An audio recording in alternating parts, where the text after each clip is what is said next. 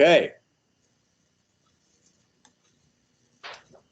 Dan Branch, as CDFO, would you like to open us up with the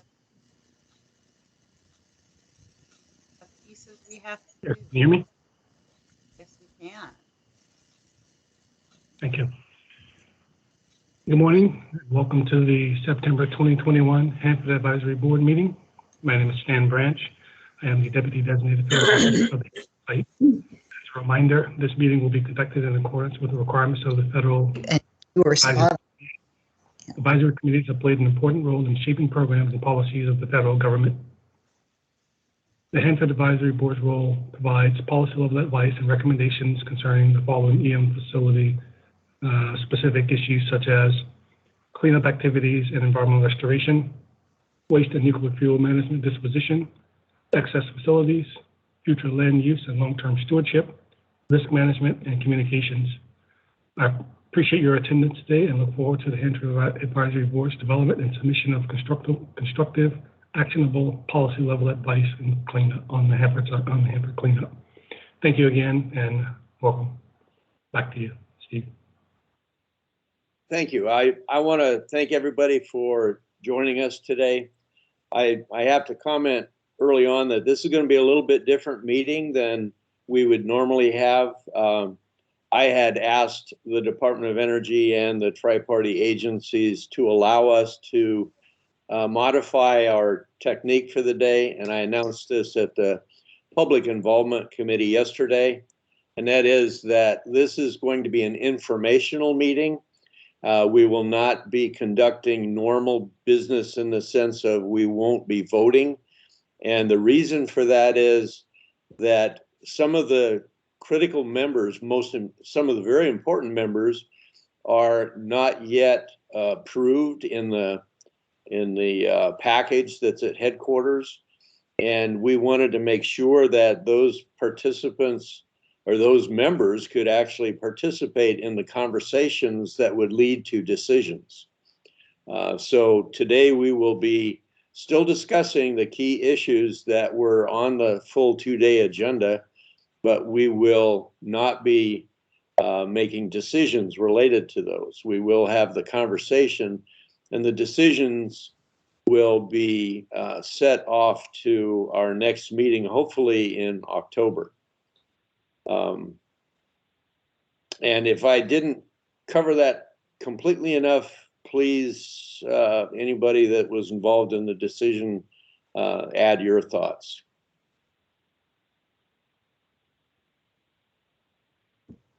I think you captured it, Steve. This is Shelley Simone. Thank you. Thank you, Shelley. So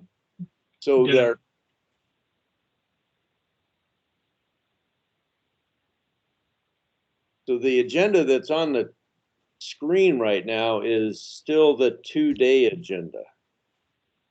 I think we have now a 1-day agenda. We plan to finish up today. Right. So I didn't quite have enough time to redo the whole thing. Okay. So for the dance card for today, the agenda is going to be the same for day 1 with one addition. So in the morning, we're not going to adopt the June meeting minutes because that would require action and voting. So that's not going to happen. We will have announcements. We'll have the regular TPA agency updates. We'll have the presentation on melter heat up, public comment at 11:45, lunch. After lunch, we're going to talk tanks.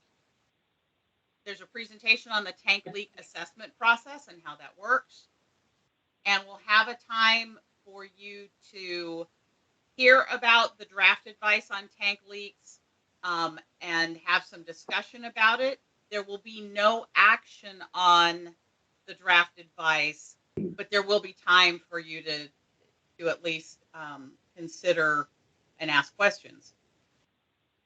This wrap up and next steps, might be a little longer than 15 minutes because we're going to move up board business from day 2 to day 1. That's going to put the whole meeting in a single day. What we're giving up are committee reports and the discussion on the FY22 work plan and calendar. Both of the work plan and calendar is an action item and is in your packet. So it's become a one-day meeting using the existing agenda with the addition of board business right at the end. So there's a chance we'll go a little bit after 4 o'clock, but probably not very long. Questions on the agenda?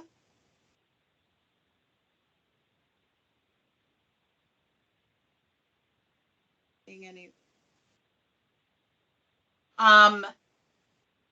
So we do have the awkward piece of having some seats on the board with appointed members and some seats on the board whose members are in the membership packet currently under consideration at headquarters.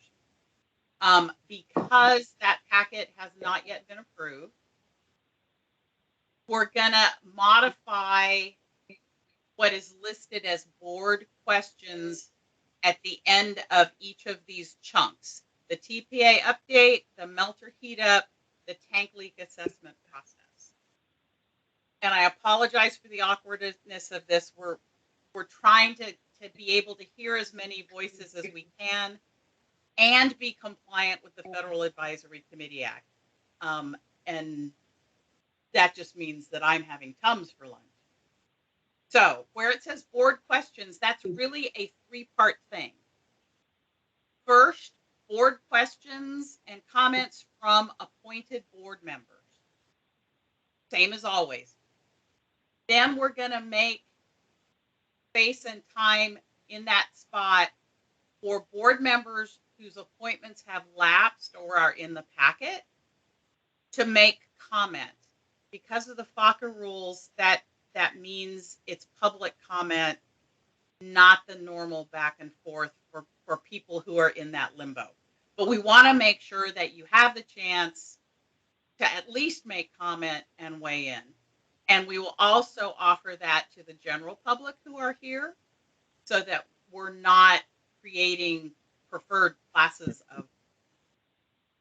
So those board questions are really board questions and comments, as well as public comment that encompasses both board members who are not currently appointed, as well as members of the general public.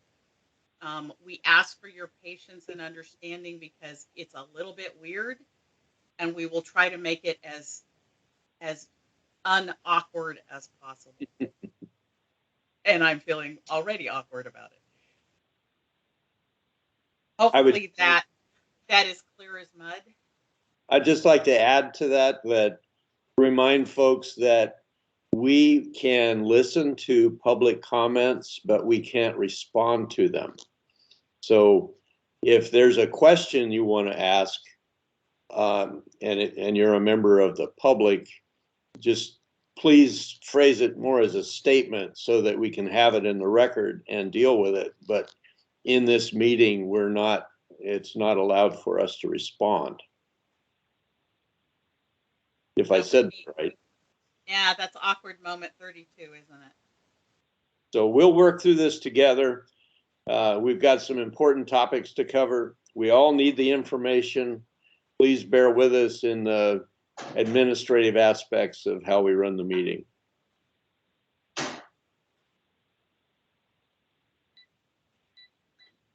Questions about the agenda or how we're going to try to dance through today?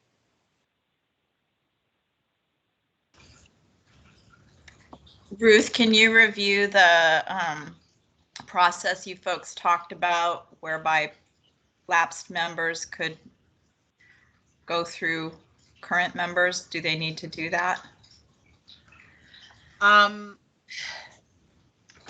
You're asking the facilitator to talk about how to get around the facilitator.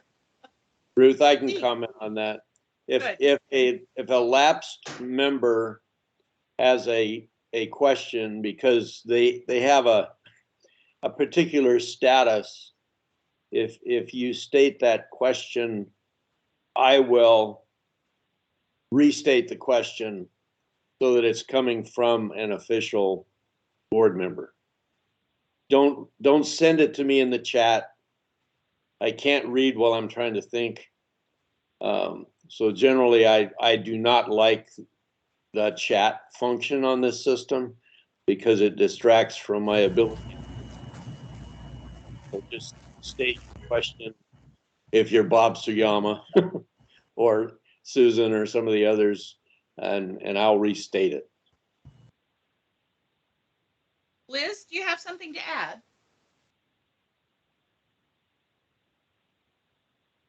Yes, sorry, that took a second to get off mute. You can also email me, and I put my email in the chat, just because I know it can be hard to get your question in here, and I know there's a few other board members who are probably happy to do that also. So if you're a lapsed member and you have a question or comment and you don't want to put it in the chat, feel free to email me, and I'm happy to ask on your behalf or make that comment for you. And if you write to me and you'd rather text with me, I can send you my cell phone number too, and I'm happy to track it that way also, because I know Steve also has a lot on his plate chairing the meeting. Thanks. Thank you, Liz. Thank you. So our intention is to make it possible to hear as many voices as possible and still not run afoul of the FACA rules and bureaucracy that we also have to honor.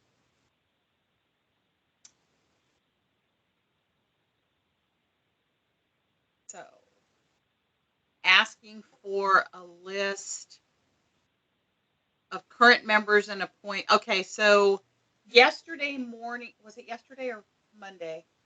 My days are fuzzy.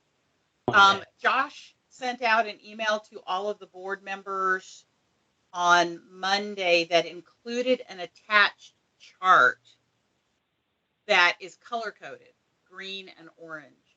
And that's the document that shows who have current appointments and who have appointments that are in this packet that we're waiting for approval on. So if you check your email from Monday, that attachment should be there. FACA, Federal Advisory Committee Act, yes. Keep us honest with the acronyms.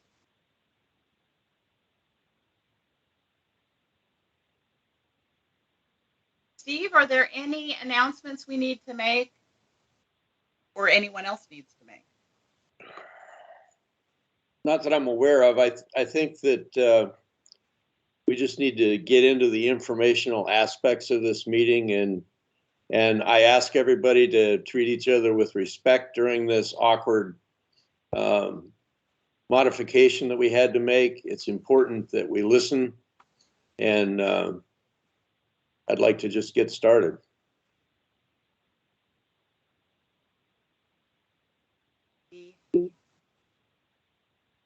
Let me pull up Mr. Vance's. Hey, Ruth, this is Gary. Yeah. Before we get started, we've got an awful lot of background noise. So if you could mute everybody, and that way people who are speaking at that time, they could unmute themselves, that would really help. So much background noise, I'm having a hard time hearing. Okay. So I just muted everybody. Two things to know. One, if you are on the phone and we get to a point where you want to speak, you need to press *6. To unmute the phone is *6. I'm going to ask everybody to stay muted right now because there's a little YouTube clip here in Mr. Vance's update. And when we were testing it yesterday, if people unmute, it has the potential to interfere with the audio. And I don't want to mess up the YouTube video. So with your permission, if you all will stay muted while DOE's doing his presentation, that will help with the background noise. Brian, are you with us? I am ready. All right, let's see. Here we go. Let's do it.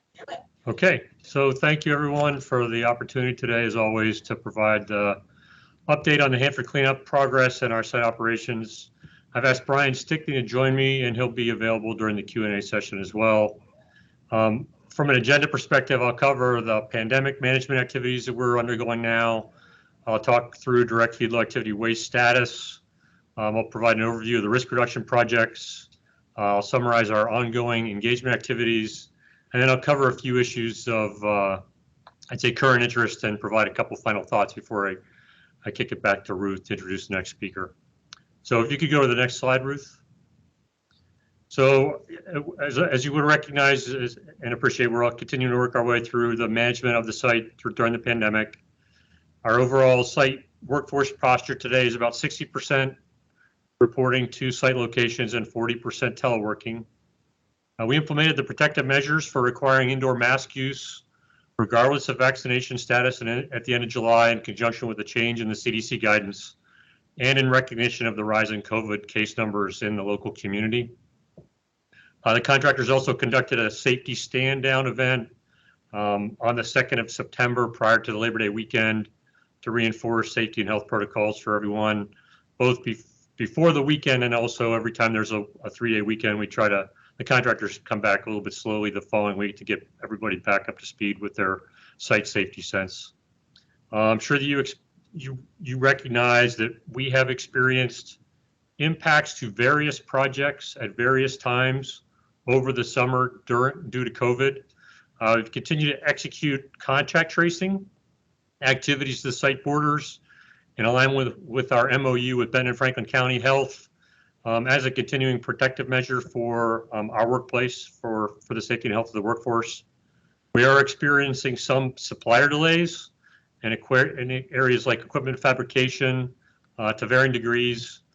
Commodity prices are higher, and general uncertainty has had some impacts on project cost and schedule. And I'll talk about the progress here when I get into the slides in a few minutes. Both our OCMED provider, HPMC, and HMIS are implementing the state mandate for healthcare providers to be fully vaccinated, and they continue to meet their commitments without impact. As you know, the administration provided direction on the 9th of September for all federal employees to be vaccinated by the 22nd of November. There will be exceptions granted for religious or medical, but we are still currently waiting for additional guidance on implementation for the federal workforce. And we are also waiting for additional guidance relative to federal contractor employees, which has been discussed, but we've not received anything specific yet from the administration or the Department of Energy on how and when that additional step for federal contractor employees to be fully vaccinated will be implemented. Both the department and our contractors have completed the attestation process to determine vaccination rates, but we just completed that recently, and at this point, we don't have any information. The information is still being reviewed. Our entering assumption is the vaccination rates for the site are consistent with the local community figures, which you all have access to in the Department of Health website whenever you choose to look at those. We remain actively engaged with the efforts of our community, as we have throughout the pandemic, to ensure that we understand community challenges and conditions and provide community and healthcare leaders information on site activities and operations as well, given our status as the largest employer in the Tri-Cities. HPMC, our OCMED provider, continues to offer vaccine education and provide COVID vaccinations in support of both the site and the community efforts in response to the pandemic.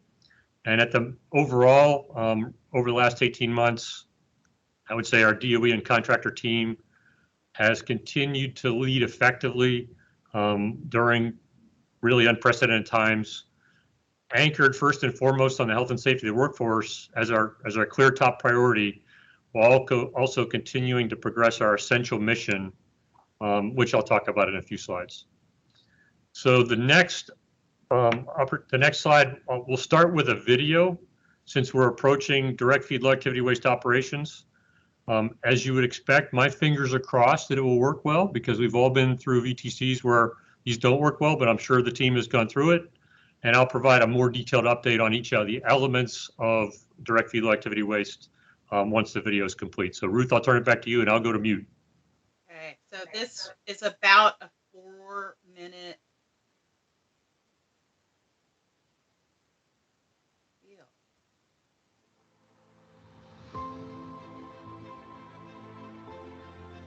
Can you see it? We can't see it, Ruth. We just see your On the verge of achieving video screen. Okay. Then So we can skip it and share it with the board later. Let Brian go on with his briefing. we tested it. I am so sorry, Brian. I think we'll probably have to pull the presentation down and then reshare a screen, but we can share it with the board after break. I was prepared for that eventuality, so no worries. We'll go through the update and cover the other elements, and you can watch it later. What you see on your slide now is 4 pictures of that represent the progress being made in direct feed low activity waste. The upper left is the physical connection between the AP farm and the waste treatment plant, which is now complete, and those lines that you see now are covered. So the physical connection between tank farms and waste treatment plant is now in place to support DFLAW.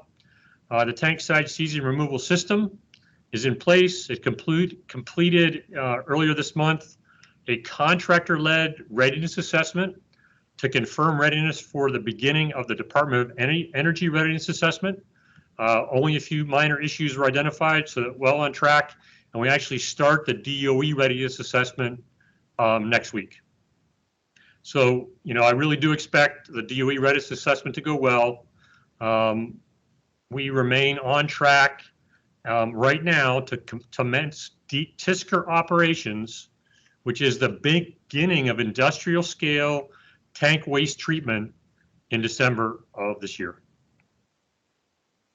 If you look at the lower left, that's a picture of the waste treatment plant at with glass forming material being delivered.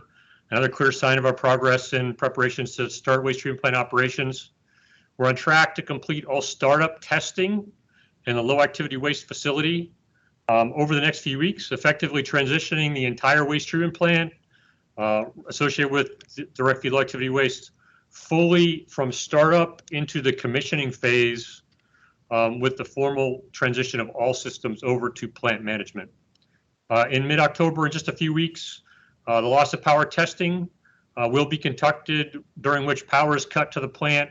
Operating facilities and crews will demonstrate that they can methodically work to safely respond and restore power in accordance with their processes, procedures, and their training. And the start of the first melter heat up is on track to begin later this calendar year. So as you can imagine, we're all pretty excited about where we stand. And I know you'll have a brief a little bit later from Matt and Val on the melter heat up process. Upper right is the replacement cover for LRF Basin 44. That's the liquid effluent retention facility.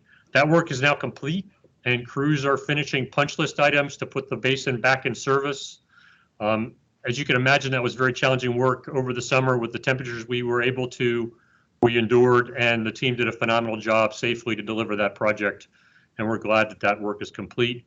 Workers in LRF Basin 41 are setting final conditions to resume work next spring. There's some temperature restrictions associated with some of the construction materials, but LRF Basin 44 will be finished. Will actually start early next calendar year, projected now for March, and should be completed close to the end of the calendar year, early in calendar year 23. Also associated with providing additional capacity in support of DFLAW operations.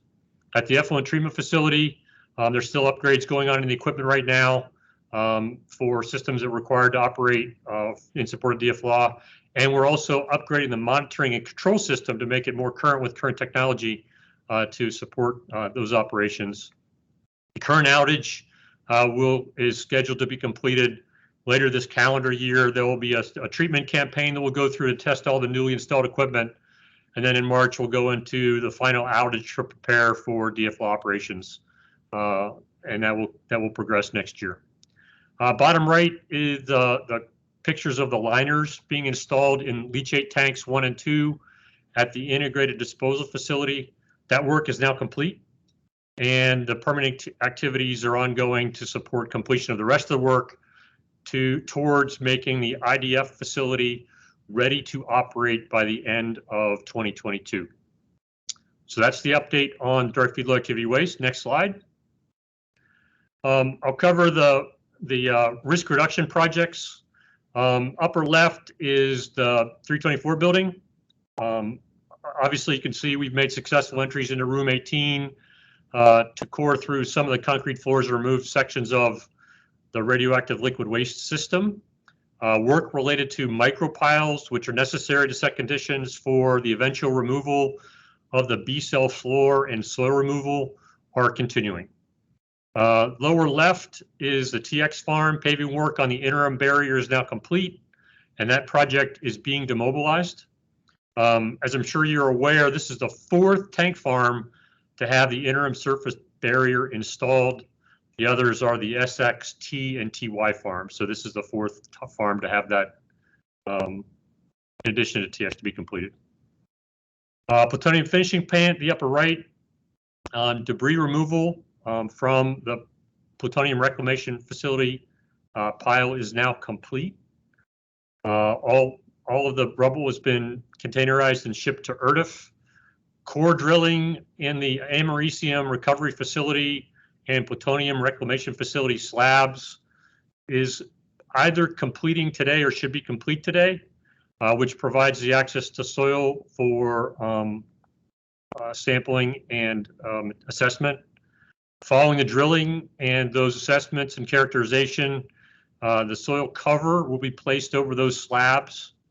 And at this point, we think field activities will be completed in October, final demobilization of the team in November, and then we'll have some project paperwork to close out the project that we execute to. But for all practical purposes, the work at PFP will be done in the October timeframe, all the field work. Groundwater program, lower right. This is the 7th year in a row that we've completed at least 2 billion gallons of treatment.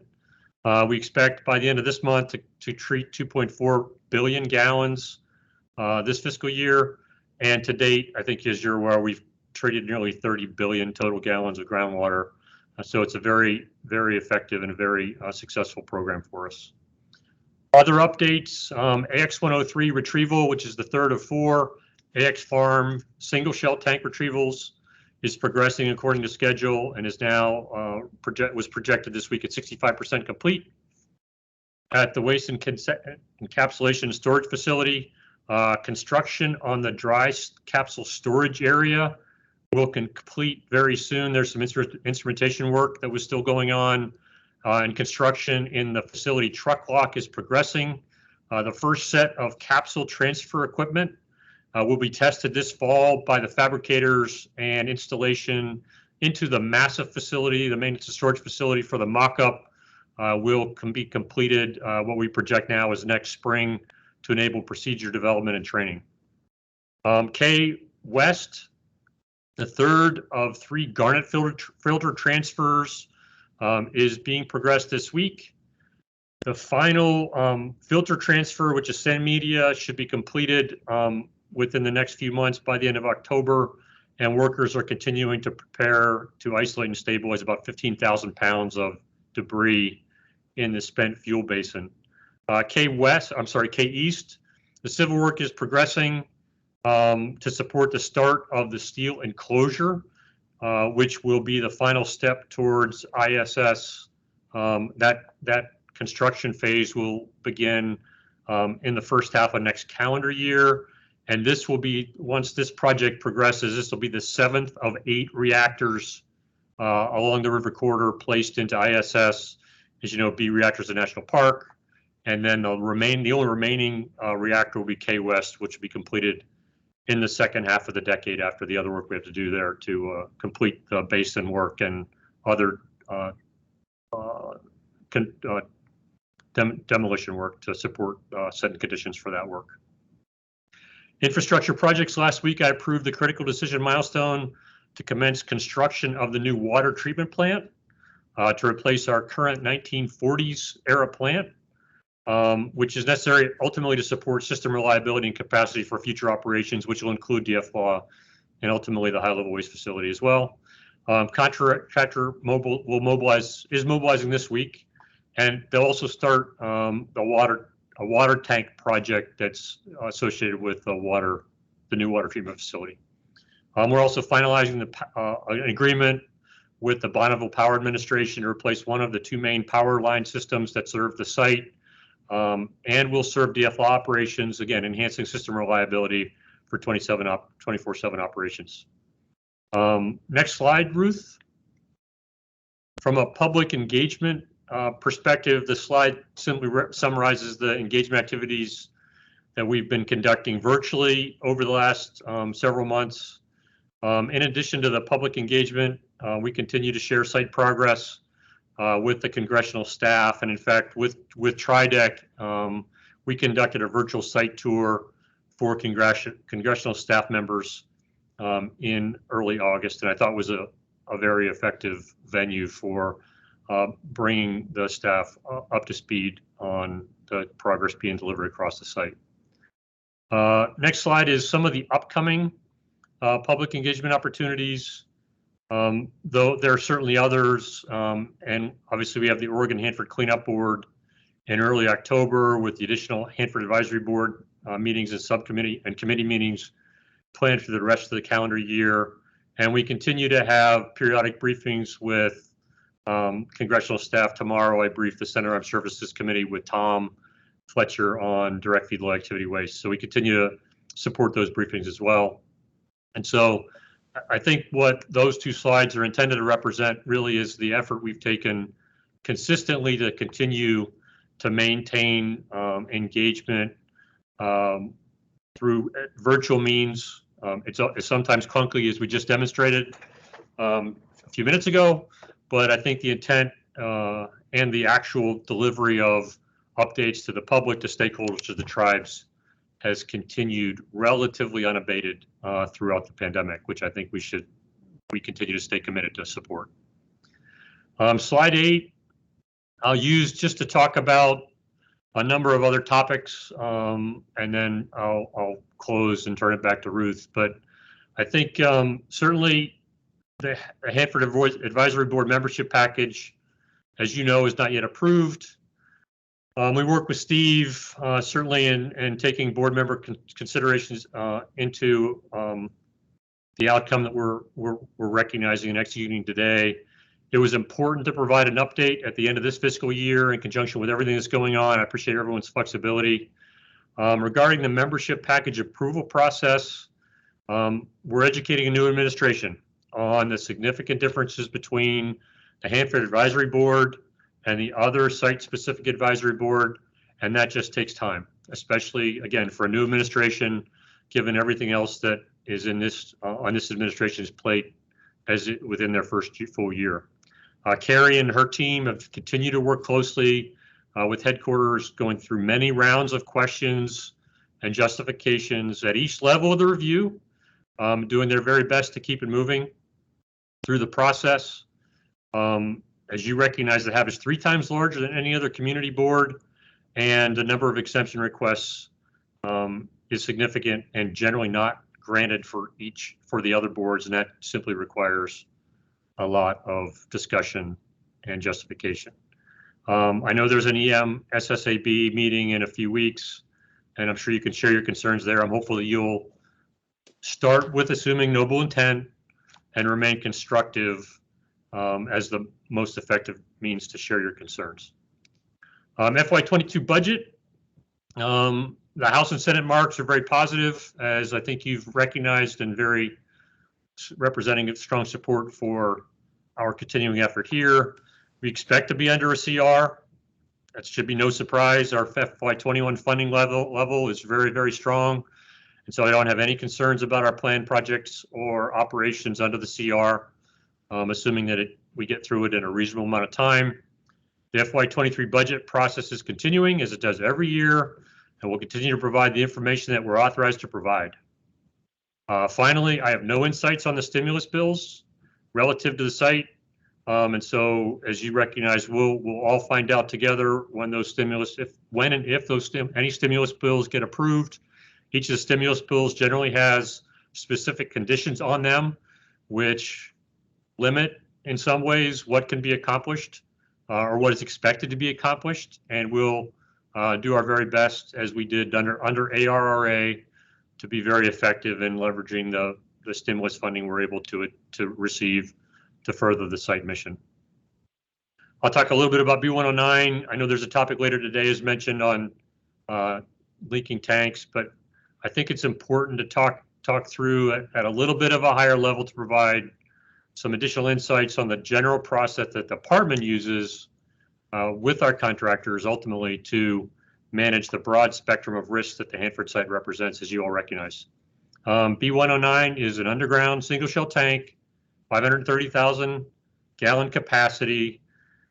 In the B complex, which is 40 tanks, the tank is in the Central Plateau, but it's 2 miles from the other tank farms in 200 East and what I consider 200 East proper. The tank was interim stabilized many years ago with about 13,000 gallons of drainable liquid sitting in salt cake that's remaining in the tank. So when I think about the drainable liquid in B109, I think I picture a wet sponge because that's really what it is. Early this year, when the leak evaluation process was completed and the determination was ultimately made the tank was leaking on the order of 1,000 to 1,500 gallons per year, we executed the communications process to ensure when that determination was made, we communicated as we're required to do and as we wanted to do to share that news to maintain transparency and timeliness that's so important to our work. The tank is underground. The leak is effectively 40 feet below the surface in an area of the Central Plateau about 200 feet above groundwater. And during national security operations, about 50 million gallons of waste was discharged into soils in the B complex. So there's already active groundwater program extracting roughly 6 million gallons of groundwater per month, or on an annual basis, 72 million gallons per year to provide treatment. The B109 leak represents 0 risk to the workforce and 0 risk to the public, and only a small incremental insult to the contamination that's already in the ground that was delivered during the national security mission with more than 50 million gallons of waste discharged directly to the soil. And the mitigation is already in place with the groundwater program to address that area. Therefore, when we think about the broader site perspective and our obligation to manage the risks across the entire site, it's illogical and inappropriate for the department to reallocate limited resources from projects that are delivering real risk reduction value to B109, since there is no risk reduction value in addressing that issue in the near term and an appropriate environmental mitigation is already in place. So I wanted to share that broader leadership perspective regarding the site. I hope it proves helpful in making the technical discussion later constructive and positive. Next topic is presumptive care. I hope you all recognize that it is not appropriate for me to comment on that issue, and the only response I'll provide is questions on that case should be addressed to the Department of Justice. So if you ask during the Q&A, that's my response. I'll refer you back to this response, and I'll have nothing more to say. So just a couple of thoughts in closing. In my opinion, and as is proven routinely in working with the HAB, I believe the HAB provides the most value through the delivery of policy level, constructive, actionable advice in a window 3 to 5 years in the future. that's representative of the perspective of the constituents that each of the HAB members represent. 3 to 5 years in the future falls within a reasonable time horizon relative to the federal budget cycle. And while there are many cases where I know the board feels compelled to provide information on emergent or current issues, and we appreciate that perspective, within 3 years, it's often, we don't generally have a lot of room to maneuver relative to change in direction, unless those issues are truly emergent, and if they are, we're going to take appropriate action to deal with them, and frankly, from that risk reduction process I've already described. Beyond 5 years is helpful, but also there has to be a realistic expectation that the budget cycle beyond 5 years gets very, very difficult to predict. So realistic expectations are important to have when that type of advice is provided. I hope that's helpful as your deliberations continue today and into next year's meetings.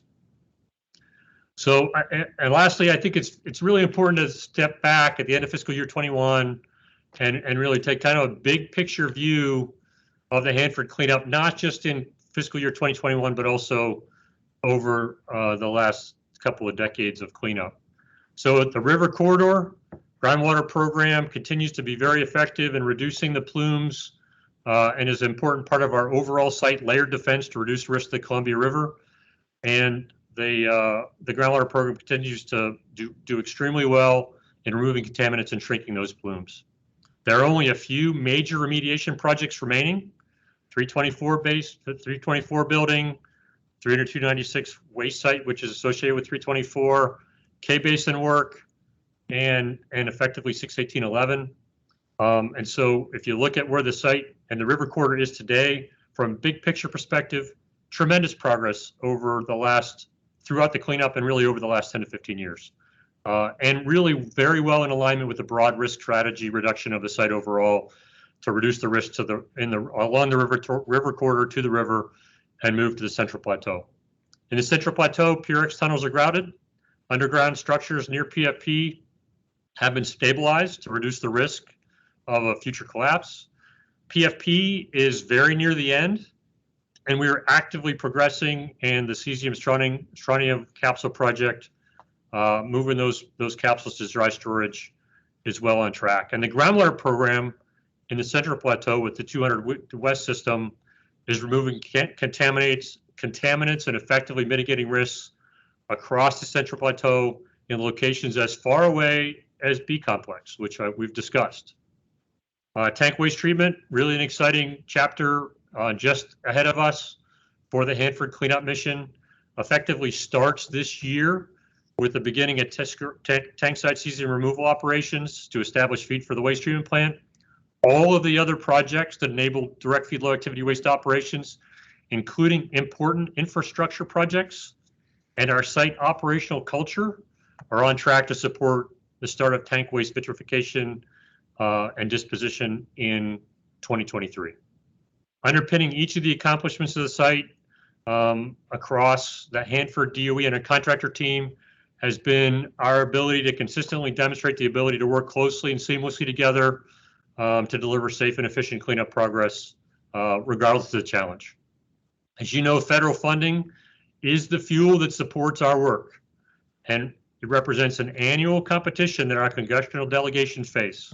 We appreciate the support and the consistent support of Senators Murray and Cantwell and Congressman Newhouse in their work to deliver federal funds to the Hanford site. And federal funds are best spent to maximize risk reduction per dollar, making it as easy as possible for the members of Congress to compete for funds because we are demonstrating taxpayer value. But we generally have good alignment on the risk priorities of the site with our TPA partners and regulators. If the risk profile changes, we assess the situation, we take an informed position, we work with our regulators to gain alignment to leverage, and we leverage limited funds to the revised risk profile if it's necessary and appropriate to do that. Resources are finite, and we operate in it, as we mentioned, in a 2 to 3 year budget cycle. So when funds are forced to address issues of lower risk or no risk, there are ultimately consequences for the workers, the public, and the environmental risk that we, the Department of Energy, are responsible to manage, and we have to be mindful of that. The virtuous circle model of federal funding is ultimately very important to embrace and critical to the cleanup effort. Simply stated, the delivery of safe, efficient, effective cleanup progress that delivers risk reduction and maximizes taxpayer value creates broad support for our work. That broad support translates into support for Congress and the delegation as they compete annually for funding. The funding that they're able to capture and deliver for our work enables us to continue progress and risk reduction. That cycle continues. So I hope the presentation of our progress is helpful for each of you, especially as you engage with your constituents. I hope you also recognize that the Hanford site is uniquely challenging in every respect, and there are periodically going to be issues that arise that collectively we need to overcome, but the DOE and the contractor team will continue to deliver safe progress and taxpayer value because the effort here at Hanford is critically important, and we take that very seriously to our community, the Pacific Northwest, and the country. I'm very optimistic of our site and the future that we have in store for us, given what we've accomplished together over the last few years, and specifically what we've accomplished together over the last 18 months.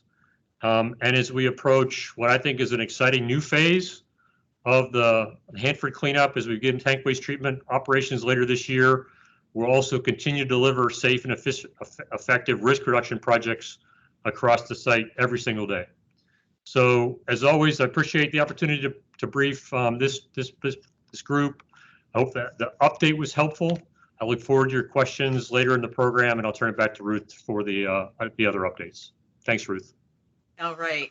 Before we go to EPA, Josh has the video queued up. Josh, would you steal the screen and show that 4-minute video on DF Law, please? Will do. Just a moment.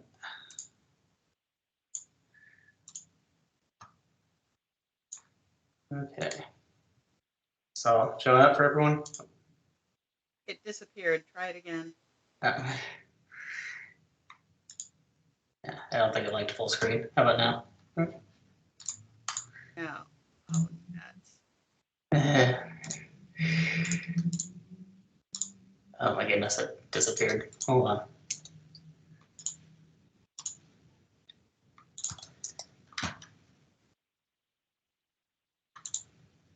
It would appear it's the third Monday of the week. Yeah, okay. Here we go. Showing up now? It's showing.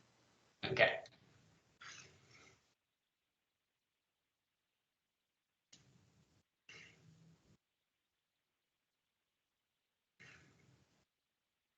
You have the audio?